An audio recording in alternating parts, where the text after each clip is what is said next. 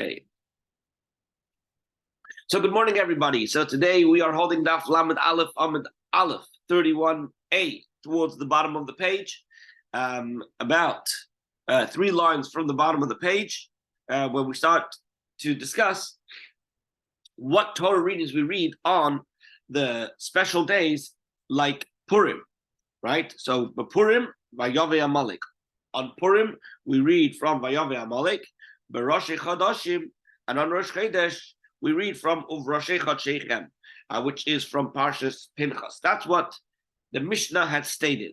So now the Gemara teaches Rosh Chodesh shechol liyos b'Shabbos. What happens if Rosh Chodesh falls out on Shabbos? So Maftirin, we read the Haftarah v'hayamidei Chodesh b'chodshai. There's a special Haftarah which has at the end of it a verse that talks about Rosh Chodesh. So this is from the book of Yeshayahu, chapter 66. So this is what we read on Shabbos Rosh Chodesh. What happens if Rosh Chodesh doesn't fall on Shabbos, but falls the next day on Sunday? What if Rosh Chodesh falls out on a Sunday? So Me'esmal Maftirin vayemela yehenasan machar chodesh. Then the day before, which would be Shabbos, and we read a special Haftarah because the next day is Rosh Chodesh. We read vayemela yehenasan machar chodesh. This is the story which talks about how Shaul HaMelech wanted to get rid of David HaMelech, and Yonasan, his best friend, who was the son of Shaul. They made a whole pact with each other, how they would determine how Shaul felt towards David HaMelech, and then the next day or shortly afterwards, Yonasan would let David HaMelech know by shooting arrows. But and so what happened was, on Rosh Chodesh, when Shaul HaMelech was having the Su'udah, right, he asked where David HaMelech was, and over there that Haftarah starts with Vayemela Yehenasan Machar Chodesh. That this is how Yonasan tells David HaMelech that tomorrow is going to be Rosh Chodesh. So that's what we read the day before Rosh Chodesh. Okay. Sorry, a few people trying to join over here. Okay, so says the Gemara, Amar Rav Huna. So Rav Huna says, here we go over to 31b. So Rav Huna says, Rosh Chodesh of shechol liyos b'Shabbos. If Rosh Chodesh of falls out on a Shabbos, what does that mean? That means that Tisha B'Av is not going to be that week. Tisha B'Av is going to be the following week. Tisha B'Av is going to be on Sunday, right?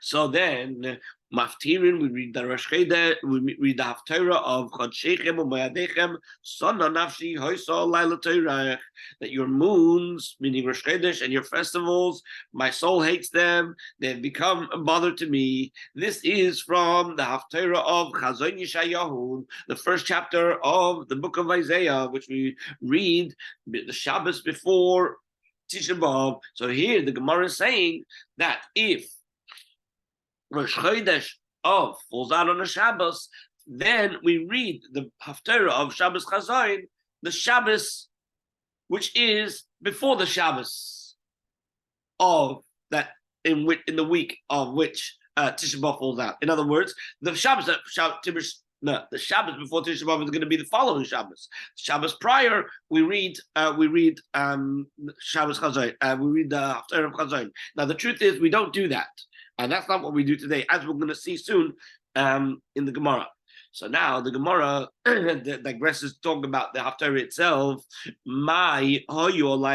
What does it mean when you say about the new moons and the festivals that they've become a bother to me? I mean, what is that saying? Are you saying that we shouldn't keep the Yom Tovim? What's going on? So the Gemara explains, Amar HaKadosh Baruch Hu, Hashem said, is it not enough for Israel that they sin before me? They bother me. To know I need to ponder which harsh decree I should bring upon them as a punishment. In other words, as follows. What this means is, we know that Hashem, right? Hashem repays a person midah keneged midah, measure for measure. So when we do things good, then Hashem responds and gives us good measure for measure. However, the same is true in the opposite, heaven forbid. And so when a person sins, Hashem has to start thinking what kind of punishment is an appropriate punishment for the sins that they have done. Now, Yom Tov, right, the Yom Tovim, the festivals, these are supposed to be the days in which Hashem thinks about and sends all the blessings to the Jewish people. So instead of using this day of these days, the Yom Tovim, to think about using them as channels and vehicles to send down blessings to the Jewish people, instead you're making me use these days, these Yom Tovim, as days to send down punishments, God forbid. So then the Gemara continues, B'Tisha B'Av Gufei, on Tisha B'Av itself, my maftirin on, what do we read for the Haftarah? Amar Rav says, we read how she's become like a harlot. This is also in the book of Yeshayahu, right? So, the Gemara, Mikra, what do we actually read for the Torah reading of Tisha B'Av? So Tanya, the Gemara answers that there's a brisa. The brisa says, others say, and if you will not hearken to me, this is from Parshas Bechukos, Rabbi Nosson Bar Yosef, because that talks about the curses, right? About all this devastation that will come upon us if we're not listening to Hashem and keeping His Torah. Rabbi Nosson Bar Yosef, says on Tisha B'Av, you know what we read? Ad ona yinatzuni ha'amazeh. Till when will this people anger me? This is the story with the spies, right? V'yesh Imrim, and others say, Ad Mosai le'eda ha'ro'hazois. We read, till when will this wicked community, etc., which refers to also the story with the spies. So that's what we would read on Tisha B'Av. Says Abaya says no. Amar Abaya, ha'idna, nowadays, no Alma. It is the universal custom, lemikre kisei lebanim, to read from Parshas V'Eschanan, which talks about when you will beget, when you'll have children, and it talks about how they will, God forbid, sin, and what will happen as a result. O Maftirin, and the Haftarah that we read on Tisha B'Av is the Haftarah from Asif Asifem, I will surely destroy them, and this is from the book of Yirmiyahu, which talks about the destruction. Okay, Frank the Gemara, says the Gemara. Rabbi, yes. I have a question. Yes. In this case, is achirim means others? So or does it mean someone special? So generally given a name. Right. So generally speaking, when we use the name achirim, it means Reb Meir. Achirim is usually Reb Meir. There are exceptions where it's not Reb Meir. But generally speaking, when we say Acherim, it refers to Reb Meir. And there's a whole story about how he got that name Acherim. But yeah, it's Reb Meir. Okay? Yep. So now we said in the Mishnah, the Ma'amodois, the Ma'aseh Bereshis, at the Ma'amodois, these were gatherings of the Israelites who would gather at the time when the Kabbalas were being brought, and they would read from the story of the creation of the world. From where is this derived? And as the commentaries explain, the question of the Gemara is that what's the connection? If you look in Rashi says ma inyan bereshis eitzel ma'amodos. What's the connection with the reading of the creation of the world to the ma'amodos, which is really about standing at the time of the bringing up of the offerings and reading something from the Torah? So what's the connection between Ma'aseh Bereshis and the bringing of the Karbanos? So says the Gemara, Reb Ami says, Ilemalin ma'amodos. If not for the ma'amodos, meaning the karbanos that are being brought up, the heaven and earth would not remain in existence. Shenema, like it says in the pasuk,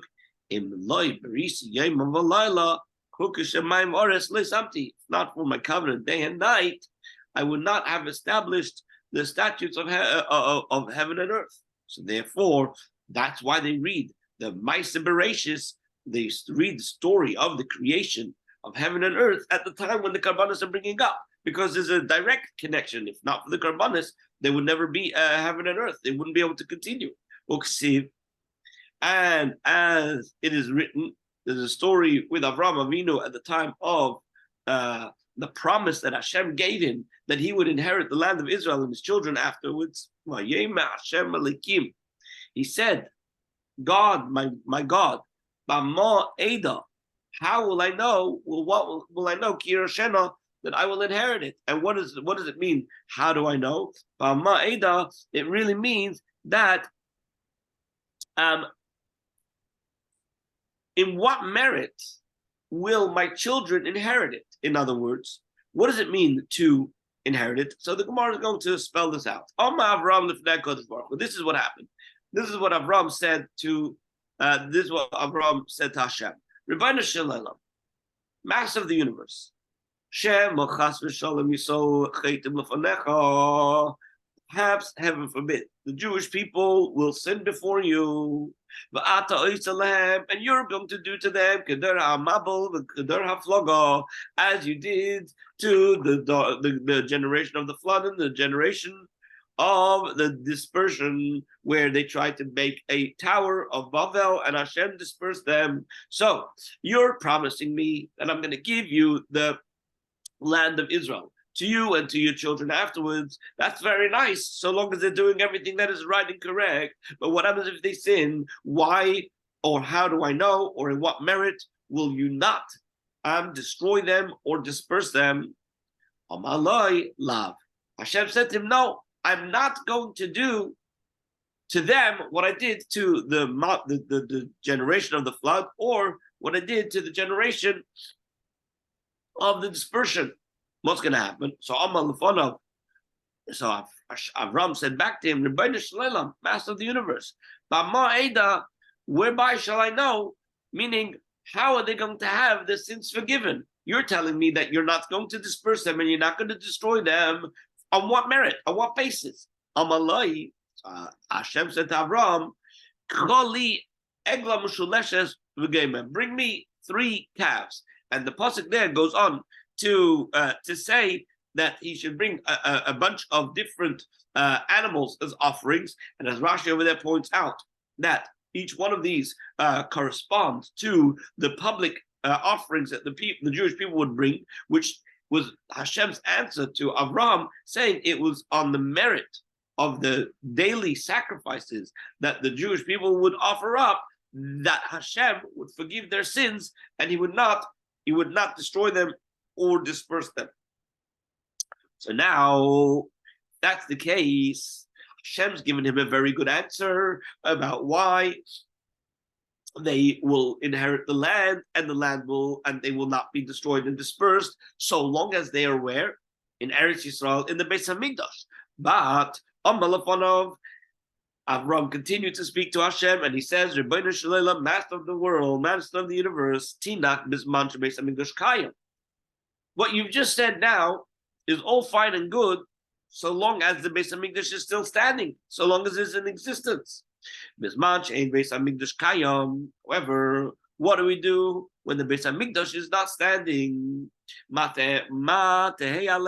going to be with my children? What's going to be with them? Then they won't have a Beis Hamikdash to bring up any sacrifices. Hashem answered to Avram, I've already established for them the sections of the offering, which means the parsha of the karbanos, right? Like Parshas Pinchas, for example, calls the man shekarin bahed. Whenever they will read about the offerings, then through the reading itself, I will consider it as if they were bringing an offering before me. In other words, it's true that they're not in Eretz Yisrael, but nevertheless, they because they read from the offerings, I will consider it as if they brought up these karbanos.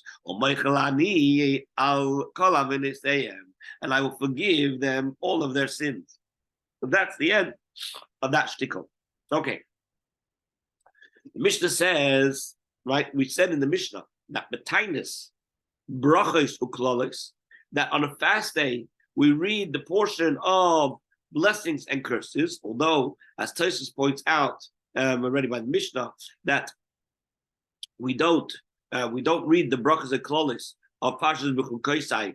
We read Vayichal Moshe, but the Mishnah had said that we read from the brachos and klolis, ve'ein mafsikin b'klolis. But he lays out a principle over here that when you do read the curses, we don't interrupt. In other words, you don't have somebody come up to read from the klolis and stop halfway or stop in the middle and pick up, and somebody else gets called up to read another part of it. From where do we know this? In other words, from where do we know that we don't interrupt the reading of the curses and have somebody else come up and read another a part of the curses? You have to have one person read the whole thing. Says the Gemara. You want to know where from? Amar B'chia B'Gamdo. Amar Asi the Amakra. For the verse says, Musar Hashem b'ni altimos.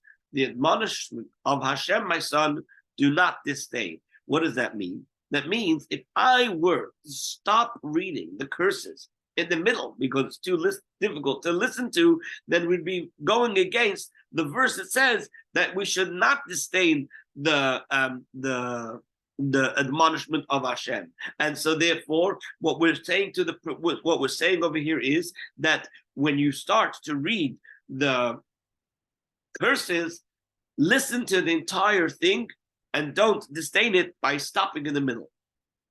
Rish Lakish says, from where do we know this? Because we have a principle that you do not recite a blessing over punishment, right? So now, what does that mean?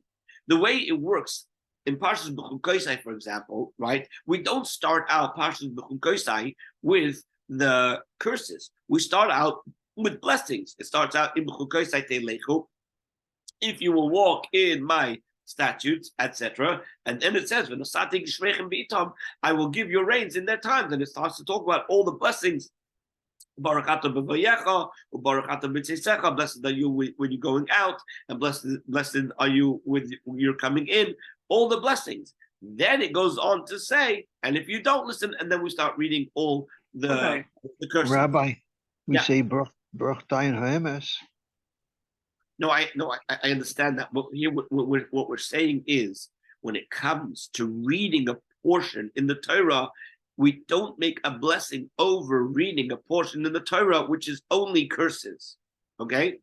We only make a blessing if there are other verses as well. So that's why whenever we do read the curses in the Torah, both whether they are in Parshas B'chukoisai or anywhere else in the Torah where there are the opposite of blessings, that section is never read alone. We always include verses that are not overt curses.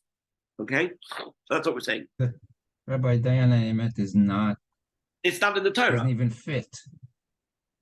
Right. Well, Baruch Dayan Emes is a blessing that you make over bad news, right? But that's got nothing to do with the reading of the Torah, right? That's not what we're talking about over here. We're talking about when we say a blessing, we mean Baruch Hashem Barach, and then the blessing of the Torah, right? So that Baruch Hashem Neisen HaTorah, we don't make that blessing over curses alone. So therefore, that's where Reish Lakish is saying is the source of not stopping in the middle, okay? Because if you're going to stop in the middle, then the next guy would have to make a blessing just over punishment. So that's it says that. So that's the case. So then, how does one proceed? In other words, how do you read? How do you read the curses? So Tana, a Brisa teaches kishuhu maskil. When a person starts to read maskil b'posuk shelifneihem, one begins to read with the verses that precede the curses. And when he concludes, he concludes with the verses that follow the curses. So, for example, by B'chukoisai, it has all the promises how Hashem won't destroy us and Hashem will ultimately redeem us. So we don't make blessings over the curses themselves. We include verses before that are blessings and verses after which are also blessings. Abaya Amar Abaya says as follows: when do we say this principle that you do not make a blessing over curses alone, which means to say that you cannot stop in the middle and call other people up? That's only with the curses that are in Parshas Bechukosai. Avol, however, when you are reading the curses that in the book of Deuteronomy, which is in this week's Parsha, Parshas Kisavai, there you may interrupt. Now, the Shulchan Aruch, when it brings this down, says although that based on the Gemara, one is allowed to. The minig is that we don't, but me'ikar adin, one would be allowed to. Not in Parshas Bechukosai, in Parshas Bechukosai, which are the curses from the book of Leviticus, at the end of the book of Leviticus. One is not allowed to interrupt, whereas in the book of Deuteronomy, in Parshas Kisavai, you would be allowed to interrupt. What's the difference between the two? Why with the curses of Vayikra you cannot, whereas the curses of in Devarim you can? Says the Gemara. My time also reasons, says the Gemara, halalu the loshen rabim amoros. The curses that are found in Leviticus are expressed in the plural form, right? In other words, when Hashem is describing the terrible things that will come on the people, he does so in the Hebrew form that is plural. And as the Maharsha points out, this is a harsher language of curses. Excuse me. My eyes jumped. The curses are expressed in the plural form. And Moshe pronounced them in the name of Hashem, right? That's in the book of Vayikra. But these ones that are found in Parshas Kisavai, Beloshen Yochid Amuros, they are expressed in the singular, right? So, for example, Yakecha, right? That Hashem will smite you. It's in the singular, not in the plural.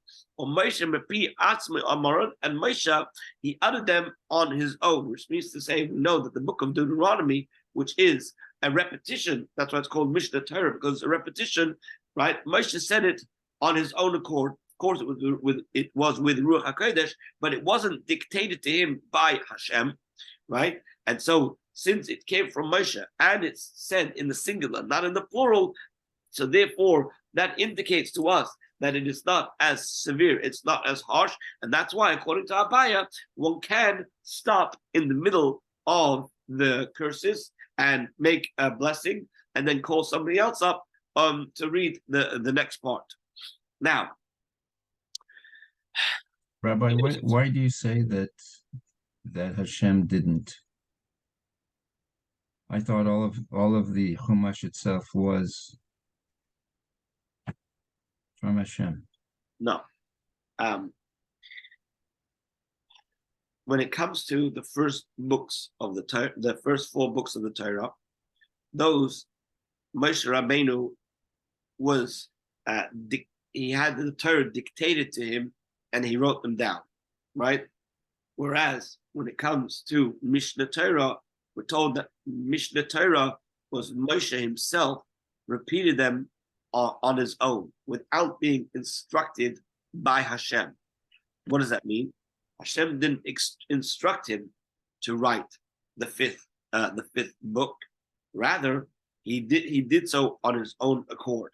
And how did he do it? He did it with Ruach HaKodesh, as Tosfos points out over here. Moshe me'atzmei amarim, he said them on his own. Well, Baruch HaKodesh, he did it. He did so with divine inspiration. 1 second.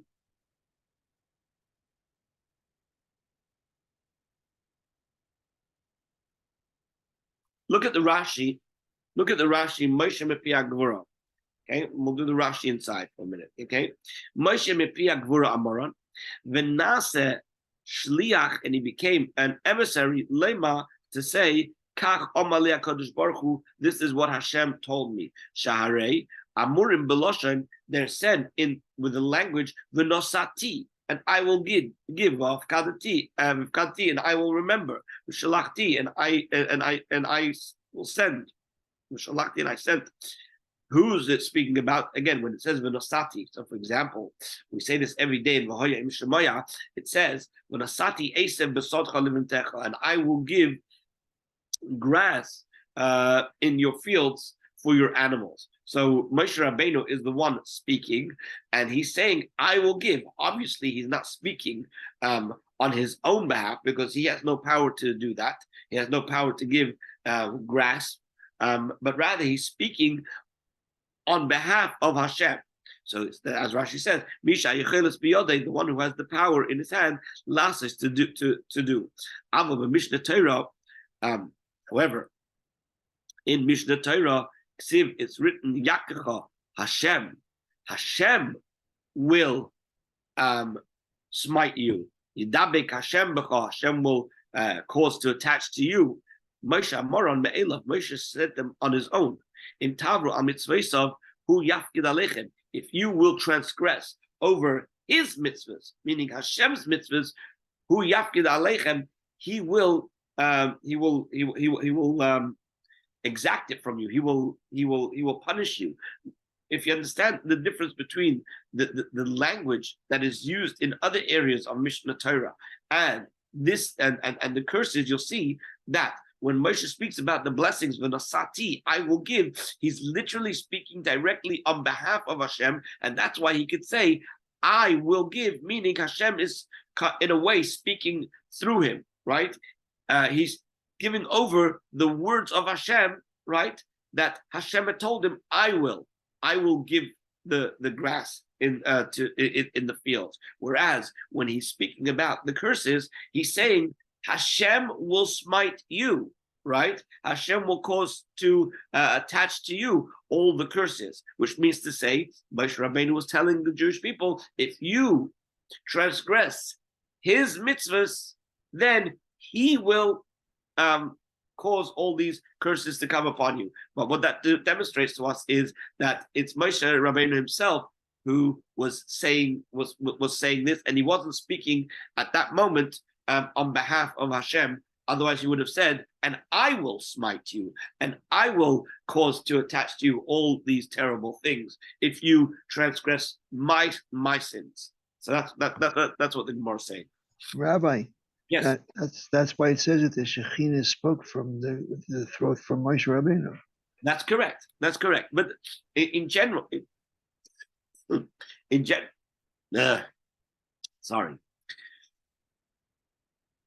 in general, when we say that Moshe spoke, and he spoke, the Shekhinah spoke through Moshe, I don't know what I lost my train of thought. Let's leave it. Yes, you're correct. Generally speaking, we say the Shekhinah medaberes b'teich Moshe, the Shekhinah speaks through the throat of Moshe. All right, let's move on in the Gemara. Oh, sorry. Okay. So now we have a story. Abaya was the one who said that when it comes to the curses from Leviticus, you cannot stop. However, by the curses that are in the book of Deuteronomy, you can't stop. So here's the story. Levi Barbuti, there was a guy named Levi Barbuti, Havikare v'komegamgem kamed Rav Huna Barure, that he started to mumble or stutter when he was reading the curses of Deuteronomy in the presence of Rav Huna. Amalais, Rav Huna said to him, "Akanafshach, do as you wish," which means to say, if you're not comfortable reading these curses and it's causing you to mumble and it's causing you to stutter, then you don't have to continue reading. You could stop over here and we'll get somebody else to come up and read. Because, says Rav Huna, the prohibition against interrupting the reading of the curses was taught only with regards to the curses in Vayikra. Whereas when it comes to the curses that are found in the book of Devarim in Parshas Kisavai, so that those you may interrupt. And since that's what Levi Barbuti was reading, so Rav Huna was telling him, you could stop if you're not comfortable reading this any further. You could stop reading, and we'll get other people to continue reading. Okay, another ruling regarding the curses. Tanya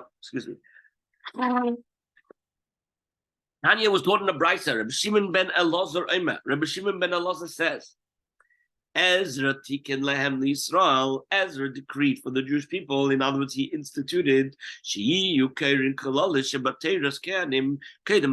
that we should read the curses that are in Parshas B'chukosai before the festival of Shavuos, Mishnah Torah, Kedem Rosh Hashanah, and the ones that are in Devarim in Parshas Kisavai should always be read before Rosh Hashanah, and that's why you will find every year, no matter when, no matter how the year falls out, Parshas B'chukosai will always be before Shavuos. Sometimes the week before, sometimes 2 weeks before. Right? Not often. Usually, it's usually 2 weeks before. Usually, Parshas Bamidbar is the Shabbos right before Shavuos. But this way, we always have B'chukosai being read before Shavuos, and we'll always read Parshas Kisavai before Rosh Hashanah. Now, my timer, what's the reason that Ezra instituted these rules that you should always read the curses of Vayikra before Shavuos, and the curses before Rosh Hashanah, before the curses of Parshas Kisavai before Rosh Hashanah? So Amar Abaye says V'yitema Reish Lakish, and others say it was actually Reish Lakish who said this.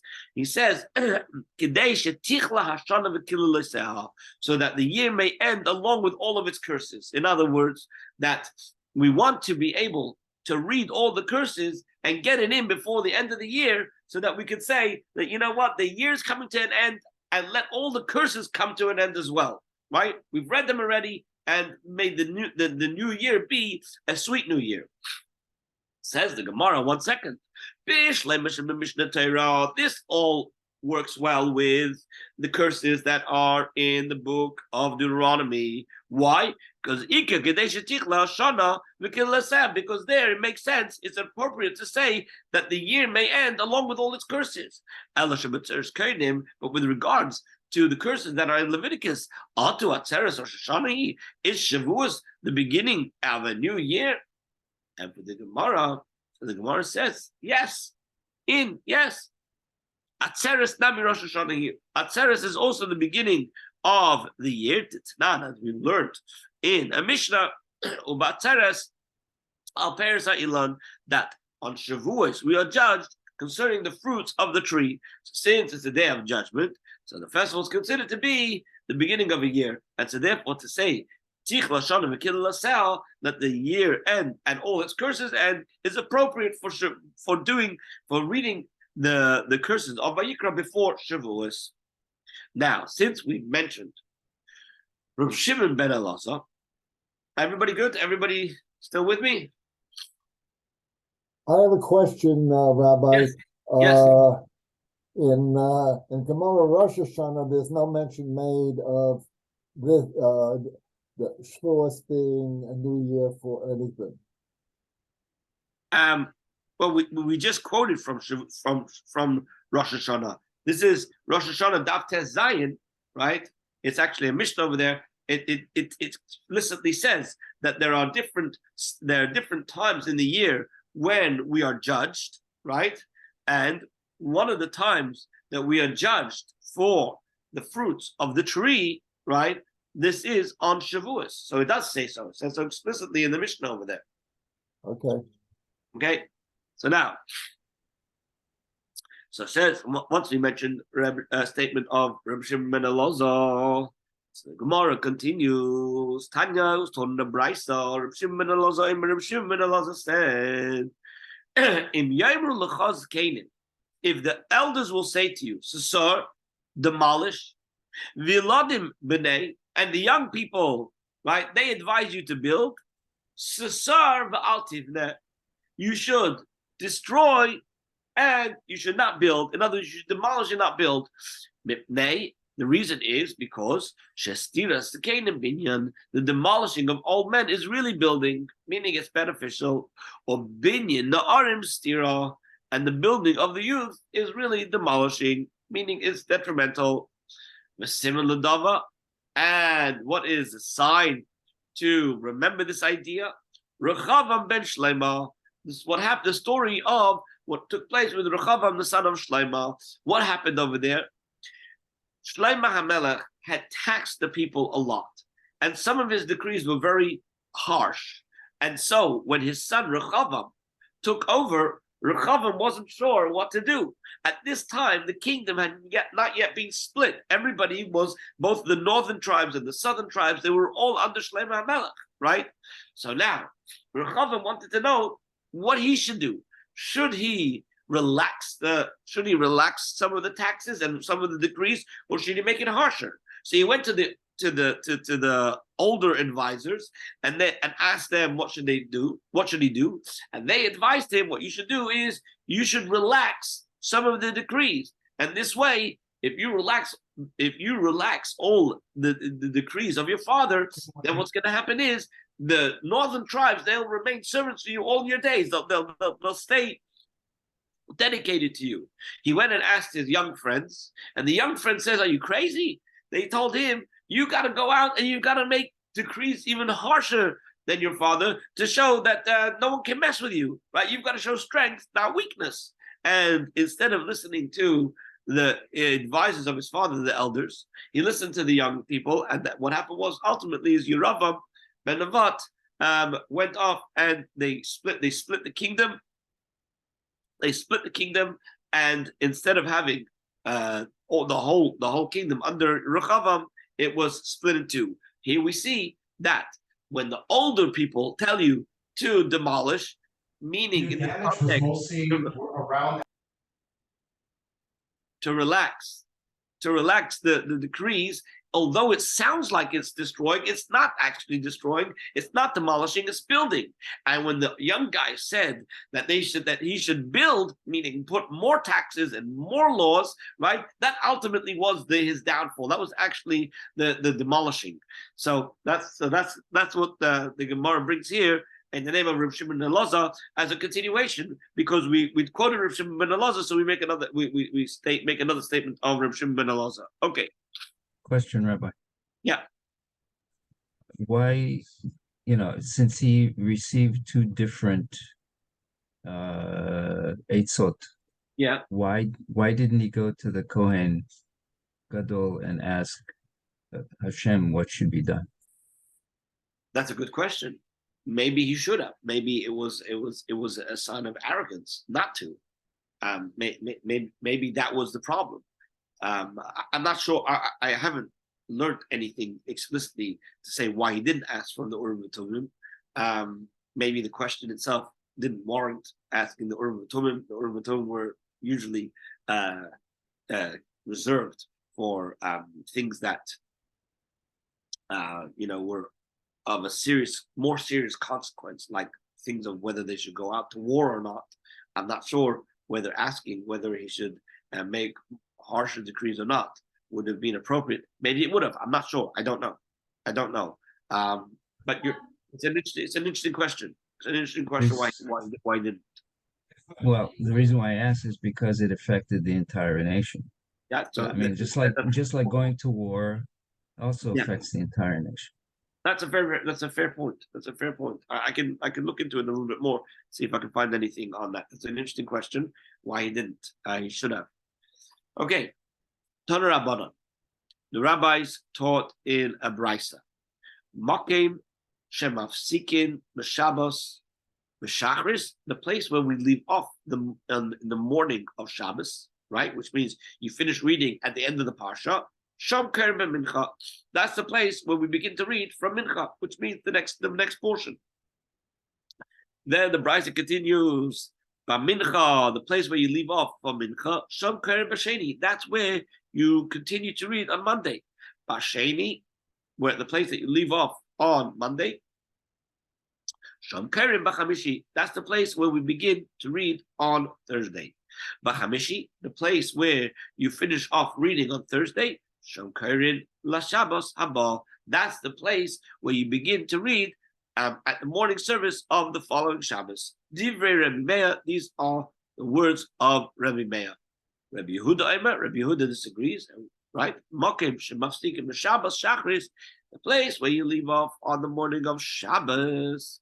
Shomkerin b'mincha uvasheni uvachamishi. That's the same place where you're going to start reading by Shabbos Mincha. And it's the same place where you're going to start reading on Monday, and the same place where you're going to start reading on Thursday. So, for example, this past Shabbos, we finished at the end of Parshas Kitzesei. By Shabbos Mincha, we read from Parshas Kisavai, and this morning we read from the beginning of Parshas Kisavai again, and on Thursday we'll do the same again. And then on one second, Ol Shabbos Haba, and the same is true for the following Shabbos, that you will also read beginning from where you left off last Shabbos, which means you start again from the beginning of Parshas Kisavai, and that's our practice today. Reb Zera says, halacha, the halacha is makim shemafstikim b'Shabbos shachris, the place where we leave off on Shabbos shachris. Shom kerim b'mincha, that's where we continue reading by mincha, or b'sheni, and the same place we start reading on Monday, or b'chamishi, and the same place we start reading on Thursday, on the Shabbos haba, and the same place we start reading on the Shabbos haba. Frag the Gemara, the lema halacha kerim Yehuda. Why do you need to repeat the whole halacha? Just say, and the halacha is in accordance with Rabbi Yehuda, and we'll know that what Rabbi Yehuda said, which is that wherever you left off on Shabbos, that's where you pick up and start reading again by Mincha, Monday, Thursday, and the following Shabbos. Why do you have to come and repeat the whole thing again? And for the Gemara, says the Gemara, here we go over to Daf Lamed Beis over the Aleph. The reason is Mishum the Afache Lahu, because some people actually have it in the reverse. The version of who said what is actually in the reverse. That really Rabbi Yehuda was the one who said the first opinion, and it was Rabbi Meir that says the other opinion. And because of that, the Gemara didn't want to say that Allah was either like Rabbi Yehuda or like Rabbi Meir, because you might have gotten you might have misunderstood what the actual halacha was, depending on which version you learned. So therefore, Reb Zera went back and said what the actual halacha is, so that you could know what's the actual order that we do things in terms of our practice today. Okay, now says the Gemara, what's the correct procedure for making a bracha when you get called up to the Torah? Rabbi taught in a brisa. When you get called up to the Torah, you open the Torah scroll, and you see from which verse you begin to read. Goylal, he then rolls the scroll together, and he makes a bracha. And then he opens it, and then he begins to read from the place where he made the blessing over. These are the words of Rabbi Meir. Rabbi Yehuda says, you open up the Torah scroll and you see the place where you're going to begin reading, and you make a bracha, and then you read, which means to say you don't have to roll the Torah back together before you make the blessing. What's the difference between the opinion of Rabbi Meir and Rabbi Yehuda? Meaning, what's the reasoning behind why Rabbi Meir says you open it up, you look to see the portion that you're going to read, and then you close it and you bless it. Whereas Rabbi Yehuda says you open it and you can leave it open while you're making the blessing, and then you just go and read. Says the Gemara, my time in the Rabbi Meir, what's the reason of Rabbi Meir that you have to close it? Kudu'ula, because he is of the opinion that we follow the ruling of Ula. The Amma Ula, because Ula says, why did the Chacham say, Hakoire bat Torah, somebody who reads the Torah, he may not assist the translator, which means to say, in the olden days, the way they would read from the Torah is the Baal Koreh, whoever it was that was called up to the Torah, would read from the Torah, and then you would have somebody standing there, right? And when the Baal Koreh would stop, he would then give the translation of what was just said.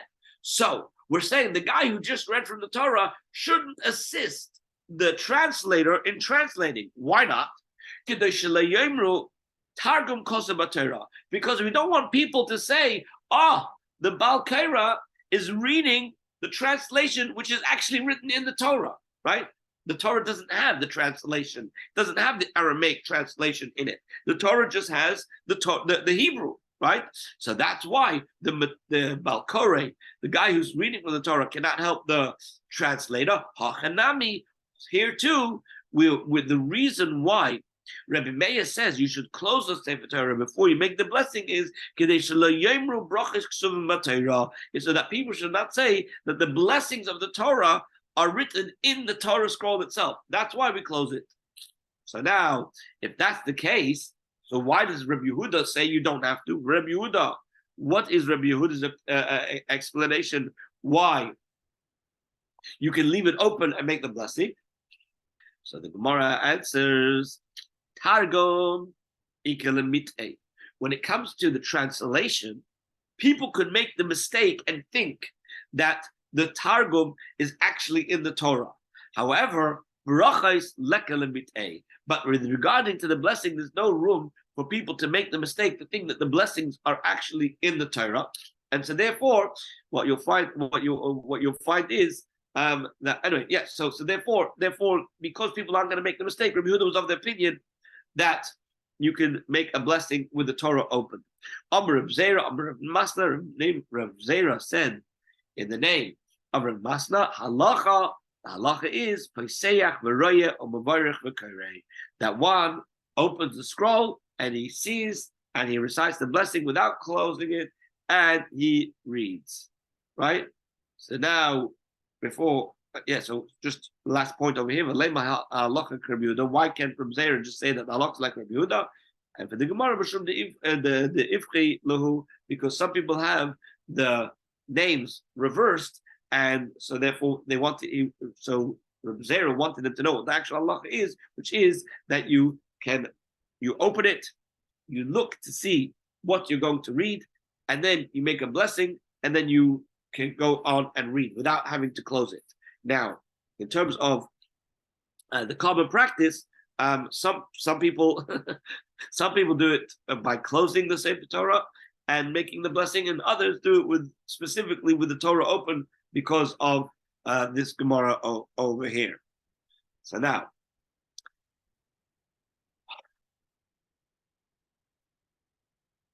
Rabbi, yeah. what about the minhag to turn your head to the side? No, so that people will do. Yeah, people will still turn their heads to the side so that it doesn't look to everybody as if you're looking into the Torah and reading it, because then people will really find it strange. But you don't have to actually close it. I mean, some people will close their eyes, whatever the case is, or turn the head to the side and look at the blessings that are in the siddur. But look, there are two views over here, and in common practice, you have some who do it with the Sefer Torah closed, and some do it with the Sefer Torah open. Okay, it's like the story of the guy in the shul, right? And they're trying to figure out whether you're supposed to stand for the Aseret Dibros or whether you're supposed to sit for the reading of the Ten Commandments. He said, well, why don't we go over to the old man in the shul? He's been here since he was a little child. He's 95 years old. Let's go and ask him what the minhag is. So he goes over and he says, what is the custom? Are we supposed to stand or are we supposed to sit? He said, the minhag here is that half the shul argue that we're supposed to stand and half the shul argue that we're supposed to sit. That's the minhag, right? So same likewise over here, right? There's two different minhagim, and do as your custom. Okay, Amr Rav Zera, Amr Rav Masna. Rav Zera says in the name of Rav Masna, again, once we're mentioning Rav Zera, in the name of Rav Masna, we say something else in his name. Haluchos v'habimos ein bahem mishum kedusha. The boards, right, and the platforms have no kedusha themselves, right? This is so.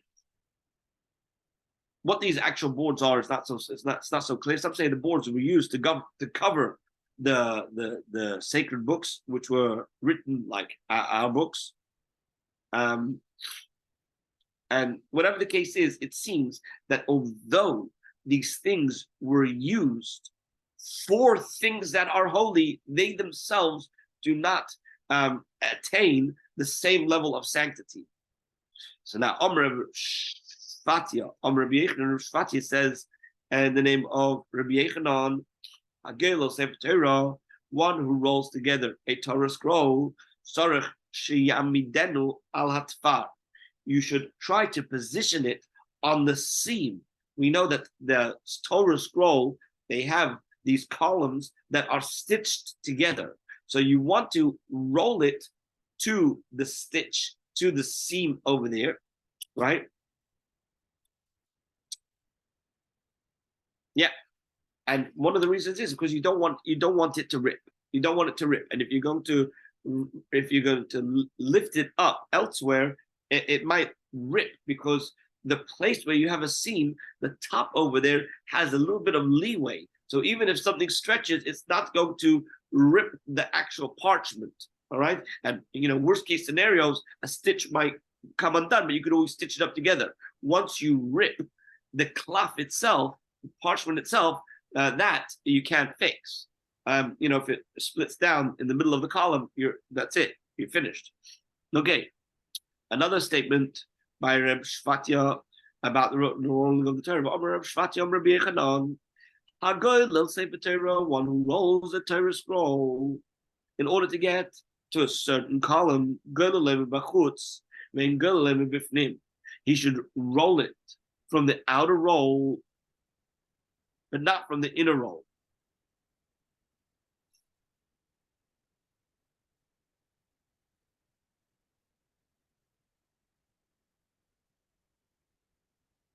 In other words, in order to be able to give the Sefer Torah its due respect and honor, it's best to do it with two people, so that you're not doing it on your own and then rolling it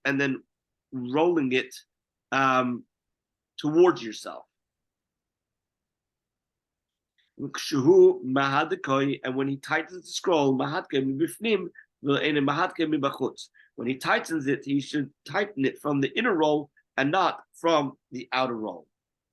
In other words, when he has rolled the scroll to where he wants to get to, and now he wants to roll it tightly together before putting it back into the Aron HaKodesh, you should roll the inner roll towards the outer one, and then fasten it, right? Now, another statement by Reb Shvatia says, if 10 people have read from the Torah, what does that mean? Meaning a group of 10 people read together from the Torah. In other words, you cannot have the reading of the Torah with less than a minyan. So you have 10 people who came together to read from the Torah. Hagodol shebahem goylal sefer Torah. The one who is the most eminent of them, he should receive the honor to roll the Torah scroll together. Why? Because the one who rolls it together, he is the one who takes the reward of all those who have participated. In other words, some people see Hagba and Galila as a lesser covering, but it comes out from this Gemara that Hagba and Galila is actually a greater honor. The Amar Rabbi Shub Levi, where Rabbi Shub Levi said, Asara Shikaru, but Torah, 10 people who get called to the Torah, Hagoyel Sefer Torah, the one who rolls the Sefer Torah. I think over here, the rolling of the Sefer Torah really means the Hagba, lifting it up, showing it to everybody, and then tightening it and rolling it together. Right? So Hagoyel Sefer Torah, Kibbutz Chakulon, he received the reward of everybody. Frag the Gemara, what? Chakulon Sakadaitach? The reward of all? Can even enter your mind to say that all the participants are going to lose their reward and give it to the guy who rolls up the Sefer Torah? Rather, the way it should be understood is Kibbutz Keneged Kula. He receives a reward that is equal to the reward of all the other participants. Another statement of Reb Shvatia in the name of Rabbi Yechanan. Omar Reb Shvatia, Rabbi Yechanan. Reb Shvatia said in the name of Rabbi Yechanan, Menayim, from where do we know? Shemishtamshin bebasko, that we may use a heavenly voice and follow its directives. Shenema, as it says in the pasuk, v'oznecha tishmano dova macharecha leimar. Your ears will hear some matter from behind you saying. Thank the Gemara. When do we say this? The Shama called Gavra b'Masa. It's if one heard a male voice in the town. The call Itza b'Davra, and a female voice in the field. Who the Amar hin, and even even then, only if the voice says yes, yes. Who the Amar lav, or it says no, no. Now this is very enigmatic. What does this mean?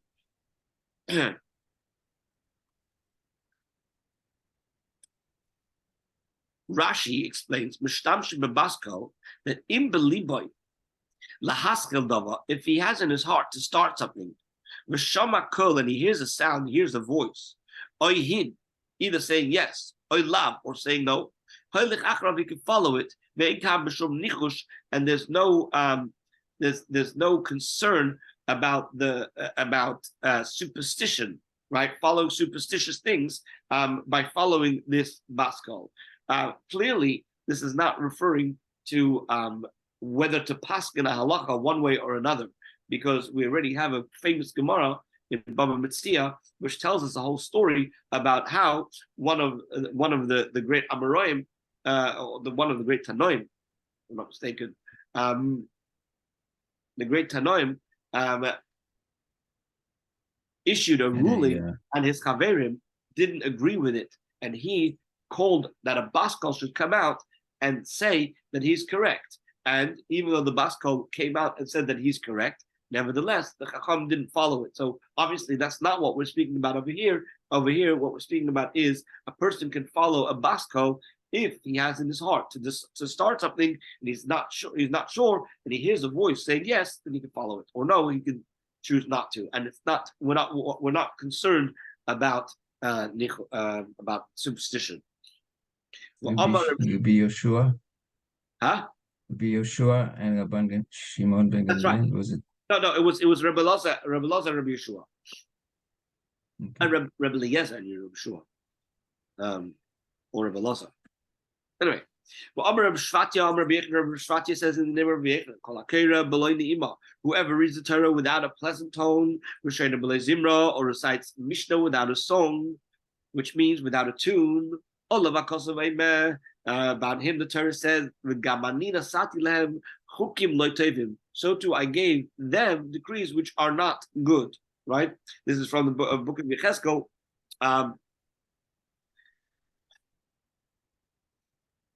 You'll find that true Talmidei Chachamim, when they learn with a tune. They learn with a tune, and the reason why they learn with a tune is because the words of Torah are sweet for them, and they like to sing it in a pleasant tune. People who learn without a tune, here the Gemara says that the pasuk says about them that I've given them decrees which are not good, and that's why they're not singing. Maskif lo Abaya. Abaya, you know what? One second. Maskif lo Abaya. So Abaya challenged this interpretation because one does not know how to make his voice pleasant. Are you going to apply to him the phrase of the verse that ordinances with which they will not live? Ella, rather, he offers a different interpretation. We'll stop here. Masharshia, who said, two Torah scholars who dwell in one town, and they do not cooperate with one another to discuss matters of halacha. It's about them that the Torah says, so too I gave them decrees which are not good and ordinances with which they will not live. Rabbi, over here, yes. In the Steinsaltz, he says a second reason. He says why he says it. He says it with a melody, with a song. So one is that he shows that it's something that he's fond of his learning, and the second reason is that the tune helps him remember what he's learned. That's correct. That is correct. Yes, we find that you'll find many things that you do in a tune, you will able to recall them much quicker and much easier. Mhm. I wish you all a wonderful day, and You too, Rabbi. I think starting from tomorrow, we will start doing a review. I want to leave the last part for the Siyum, Be'ezus Hashem. I'll actually ask Rabbi Smith whether he wants to do it by doing a Siyum first and then start the review, or whether we should do the review first and then do the Siyum. I'll get back to you about that tomorrow. Have a wonderful day. Thank you, Rabbi. Rabbi. All the Have a best. good day, everybody. Rabbi.